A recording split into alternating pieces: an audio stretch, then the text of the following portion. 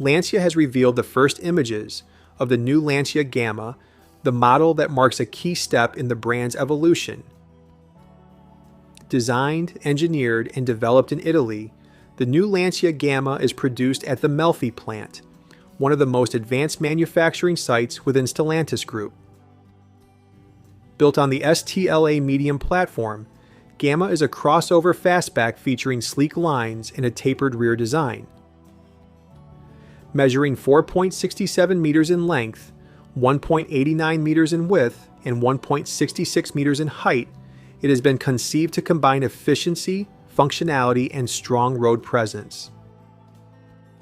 It features a comprehensive powertrain offering, a 145 horsepower hybrid version with a range of over 1,000 kilometers, alongside a 100% electric lineup structured across several levels, from 230 horsepower with a range of over 540 kilometers to 245 horsepower with a range of over 740 kilometers, up to the 375 horsepower all-wheel drive version with a range of up to 675 kilometers.